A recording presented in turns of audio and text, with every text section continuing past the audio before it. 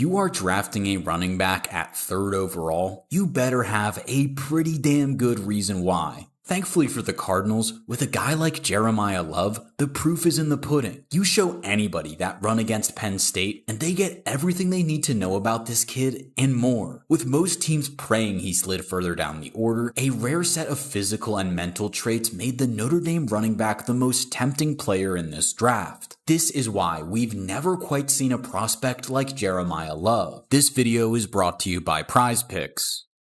He's psychotic on the field, man. I see it when he flipped the switch. Oh, he want to deliver that pain, or if you're bigger than him, he's gonna jump over you. And if he feel he can get you off balance, he's gonna run through you. And he's a monster, man. He's a monster. You guys gonna see it.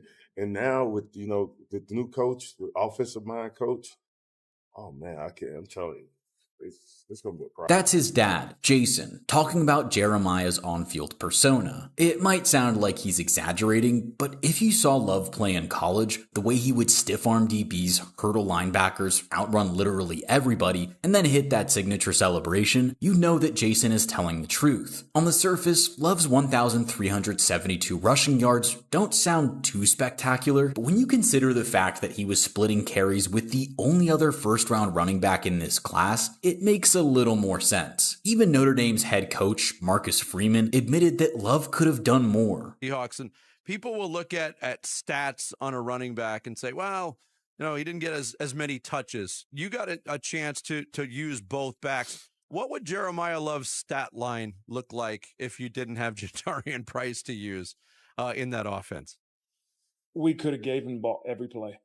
And seriously, and we could have threw him the ball. We could have handed the ball off to him, and what you would have saw was the stats would have been double or triple what they were. But that wasn't what was best for him or for our program, and it's a reflection of his unselfishness. He was Jadarian's biggest supporter. He wanted Jadarian to carry the ball, to score as much as he did, and that to me tells you what type of person he is. He's not a selfish person. He's a competitive person, but he is an unbelievable teammate that knows the success of the team will ultimately give him those individual accolades that he desires. I'm not so sure that Notre Dame will be able to replace him so easily, not just for what he does on the field, but for the example he sets every single day at the Goog. Take it from his position coach, Jaywan Sider, who gave his advice to the Cardinals on how Love ought to be coached. What's the best way for Jeremiyah Love to continue this trajectory from you as in your coaching standpoint? I'll say first thing, coach him hard. He want to be great. Like, he don't want nobody patting him on the back and like, he want to be coach hard. He want to be challenged. Like, there's going to be times you don't think he's paying attention. He's taking it all in. You may not think he's writing a note. He's taking it all in. Like, that was my biggest thing, because he sit back there and he don't say much. And then you put him on the board. We get up there and draw, hey, we're running this front, right? This is what we're blocking. This is what we read. And I was like, okay. He's taking everything in. Do not judge the book by its color. Like, he's very intentional and paying attention to everything you say and do. And like I said, he want to be great. Like, he's going to speak about being a gold jacket guy. That's not being cocky or conceited. Like, he's going to work to become that player, that's what the franchise wants. That's why you spend the third pick in the draft to go get a player like that. It wasn't just the flashy plays that saw Love shoot up draft boards in an era where his position is of lesser value. The guy lit up the combine and even had Hall of Famers singing his praises. Ocho, your boy, Jeremiyah Love, you see what he ran? Hey, he ran 4.3. Yeah. He ran 4.3. Hey, it don't look, you know what Jeremiyah Love, you know what he remind me of? What that? He runs so smooth, and there's no irky jerky like you could, like, where it looks like he's being explosive. He remind me of Aaron Foster. Mm-hmm. When Aaron Foster was fast, but he glided in such a way where it looked so effortless, like he wasn't even trying. But they moving, and you don't know they moving to somebody trying to catch their ass. This kid here I knew it was fast. I thought he was low 4.4. I didn't think he was going to go sub 4.4. Right. Yeah. Love was even squeezing his way into debates around the all-time great running back prospects. He said Jeremiyah Love is a better college prospect than Saquon Barkley. I 1,000% disagree. First of all, I saw him live twice. And I watched many of his games. I did. And especially playoffs. 100%. I went 2 of his games live. I was there in Penn State. We had that crazy run. And I was there at Georgia when they played in New Orleans. So I see him live and I see him on TV. I would say this. I'm not saying take anything away from Saquon. He's fucking great. I'm just saying Jeremiah is 1A. He's 1B. That's all I'm saying. You weren't saying you weren't saying that earlier. You said Jeremiah Love's a better college prospect. Yeah, it's 1A. than Saquon Barkley. Yeah, 1A, 1B. Yes, it really was that serious. But wait a second. Didn't Ashton Genty rush for nearly twice as many yards as Love his final year at Boise State, go in the top 6 to a sorry organization, and see his rookie year wasted as a result? But, you kind of hate to see it because it's like, is this going to be another sad tale for a running back who's going to a team that don't really have the resources to right after 4 years they're done through with you. We saw what happened to the kid, from the Raiders this past year. Yes. Poor kid couldn't get no blocking, and everybody say, "Oh, he's a bust, and he's this and that." Blah blah blah. It's like, I think the guy had more rushing yards after contact than he did before contact. Yeah. that every time he got the ball, he was getting hit. Yeah, it's tough, bro. Did this same fate await Jeremiyah Love? Well, we don't think so. Not only is he entering a better situation, which we'll get onto in a second, but Love is also a superior prospect. Big thanks to PrizePicks for sponsoring the channel. If you follow this channel, you know that PrizePicks is the #1 sports pick app in the country because it keeps things simple. No complicated drafts. Just pick a few players, decide if they'll go more or less on their stats, and you're in. They've even expanded to team picks, so you can call the winner, the spread, or the game total on top of your player projections. And on top of all that, PrizePicks is available in most states, including California, Texas, and Florida. So if we want to look ahead to the 2026 NFL season, I'm really eyeing Christian McCaffrey. I think he easily clears more than his touchdown total if he stays healthy. If you stack that with Travis Kelce going more on his yards, the value is definitely there. Man, I already can't wait to see how this plays out come September. Let me know what you're building. Check the link in the description to download the PrizePicks app today and use code HMA to get $50 in lineups after you play your first $5 lineup. That's code HMA to get $50 in lineups after you play your first $5 lineup. PrizePicks. It's good to be right.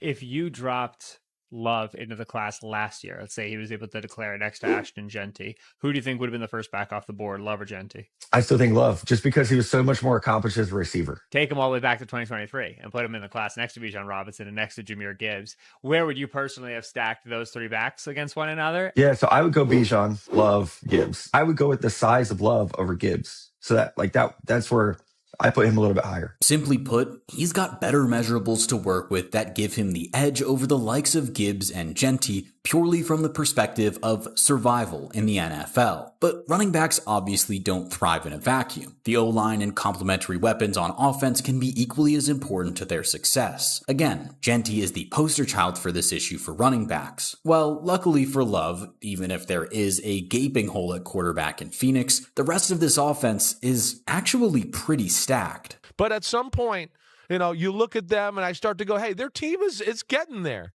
And like we talked about yesterday, they had all those close games early in the last year, and they never had a player that could make a big play to kind of help them win the game.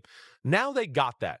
I'm happy they got Jeremiyah Love, and I think with Mike LaFleur at head coach, he will really know how to maximize him. And so that should be exciting for all Cardinal fans. Another point that is often raised against this team is that their running back stable is going to be too crowded. Why did they pay James Conner and Tyler Algier if they were just going to take a running back this high anyway? Well, according to Leonard Fournette, Love is different. SEC, but he played Arkansas, I believe, had an outstanding game. Killed them.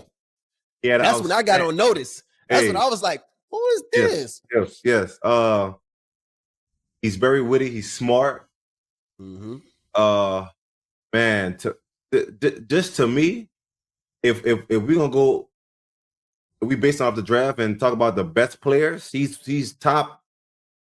I always thought he should go. People had him at 4, but who else was better than him at that position, or any player that stood out more than him? Mm-hmm. He's definitely belongs where he is now. He's going to Cardinals. He's out there with my guy James Conner, who we both was in the same class. Yep. And once again, he has a vet in the room. In addition to the veteran presence in that room, you also have the O-line additions of Chase Besantis and Isaac Seumalo, which will bring a significant boost to the protection that the Cards can offer Love up front. And it's not just Fournette who supports the move. Tons of players, past and present, are huge fans. What category would you put Jeremiah Love in? I think he'll be an All-Pro. I think it's even All-Pro. I think he's an All-Pro back too. I think he's that special. Yeah, I genuinely do. I think you got everything you need. When you talk about this, like the eyes, right? Can he read? Can he see the holes? Can he get in and out of the holes? Right? Is he strong? Is he physical? He breaks a lot of tackles after contact. Does he always make the first guy miss? Like all these things he does, and he blocks, and he ain't small. He's 6'2", 215. You know what I'm saying? And he's a rookie. Right? So it's stuff he can learn, but he gonna be good. The question for coming from a former All-Pro, best player in the draft. Like, he is the best player in the draft. You watch him. He reminds me a lot of, and I was with Alvin Kamara in New Orleans as a rookie. I played with Alvin Kamara on the field, was able to throw him passes. You don't understand what a guy like Jeremiah Love can do for a quarterback that we don't know is going to be. Maybe take Ty Simpson later. Right now it's Jacoby Brissett, Gardner Minshew. But this is such a departure, guys, from what the Cardinals usually do. It's usually a boring pick. You're telling me at number 3 in the draft, the Cardinals, a franchise that no one talks about, can go out there and can get a legitimate running back that will be a decade-long starter. That really means something. That Kamara comp is huge. Not just for the player that Love could become, but also because of the system that he's going to play in. Floor. You know, I think we all see the talent. He's been very productive at Notre Dame for many years. What's unique about this guy is he is a man. He walks in the room and he has this really good mix of confidence but humility. You know, and he is who he is. And I thought he had a great press conference on Friday, just kind of showing the Arizona Cardinal world, you know, who he is.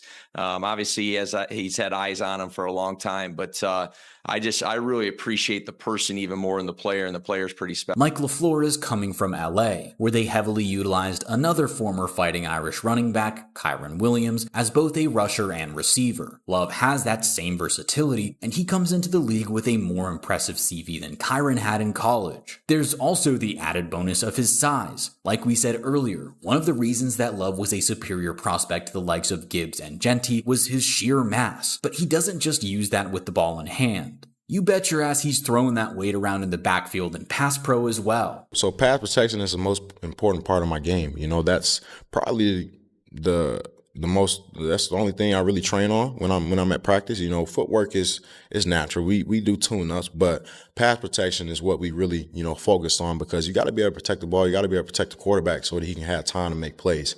And I mean, I like pass protection. I get to hit people. You know, people always hitting me, so whenever I get to deliver a blow, you know, I'm gonna take pride in that, and I'm gonna, you know, do the best of my ability to try to knock your head off. You know, if I get a quarterback that's trying to run, I'm gonna make sure I clear a path for him, you know, and put my body on the line for that. So I love pass protection. You know, I love trying to hit people. You know, I'm a football player at the end of the day. I used to play defense back in the day, so I got a little bit of craziness to me. Just like his dad said, he's got that little bit of crazy in him. Even if his college stats don't tell the full story, the tape doesn't lie. Jeremiah Love offers a jolt of life to a Cardinals team that has been on life support ever since Kyler's playoff meltdown back in 2021. Like Chad Johnson and Shannon Sharp pointed out, we've never seen a prospect quite like Love. Someone who glides at that size, while still possessing the power to run through people, the speed to take it to the house on every single play, and the agility to pull out any move in the book and execute it to perfection. But what do you think? Can he save the Arizona Cardinals? Let us know in the comments.